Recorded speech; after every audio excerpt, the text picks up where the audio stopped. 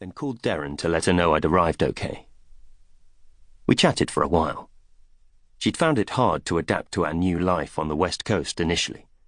We had no friends here, she had no job, and in our Santa Monica apartment block, our neighbours operated a hermetically sealed clique. Gradually, though, things were changing. Back home, she'd been an A&E nurse for 12 years before giving it up to come out to the States with me. And that experience had landed her a short-term contract at a surgery a block from where we lived. She was only taking blood and helping doctors patch up wounds, much more sedate than the work she'd been doing back in London, but she loved it. It got her out meeting people, and it brought in a little money, plus she got weekends off too, which meant she could go to the beach. "You going to spend all our money, Raker?" she asked after a while. "Not tonight. Maybe tomorrow." "Do you even know how to play cards?" "I know how to play Snap." I could tell she was smiling. "I'd love to be a fly on the wall when you sidle up to the blackjack table pretending you know what you're doing." "I do know what I'm doing." "You can't even play Monopoly." My biggest fan talks me up again. She laughed. "You'll have to take me with you next time." "I will." "I'd love to see Vegas." I turned on the bed and looked out through the window. Millions of lights winked back through the glass. "I know. I'll bring you here one day, I promise." At 1:30, I was still awake, even if I didn't understand why.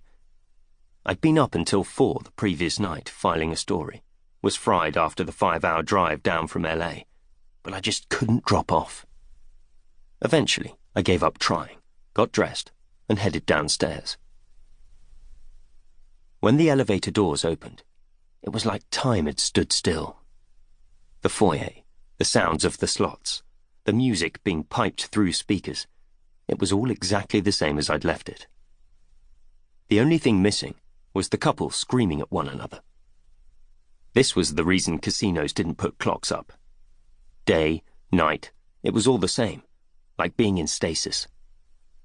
You came in and your body clock disengaged.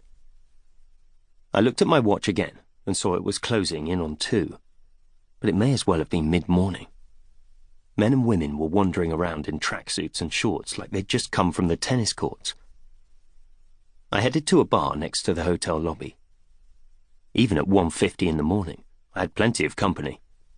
A couple in their 60s, a woman talking on her phone in a booth, a guy leaning over a laptop, and a group of 5 men sitting at one of the tables, laughing raucously at something one of them had said. Sliding in at the stools, I ordered a beer, picked at a bowl of nuts, and flicked through a copy of the Las Vegas Sun that had been left behind. The front-page story neatly echoed the one I'd been sent down to follow up. Las Vegas, the bulletproof city. While some analysts were predicting a recession inside the next 12 months, America's gaming capital was set to make a record $8 billion. About 10 minutes later, as I got to the sports pages, a guy sat down beside me at the bar and ordered another round of drinks. I looked up, he looked back at me, and then he returned to his table with a tray full of shots. A couple of seconds later, a faint memory surfaced, and as I tried to grasp at it, a feeling of recognition washed over me. I knew him. I turned on my stool and glanced back over my shoulder. The man placed the tray down on the table and then looked back at me.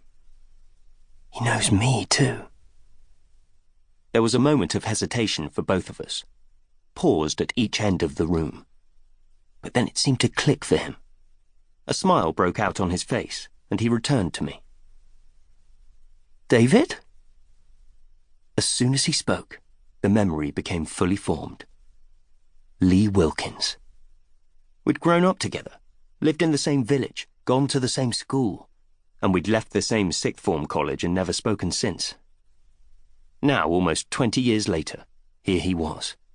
Different from how I remembered, but not that different. More weight around his face and middle, hair shaved, dark stubble lining his jaw. But otherwise, the same guy. 5'10", stocky, a scar to the left of his nose where he'd fallen out of a tree we'd been climbing.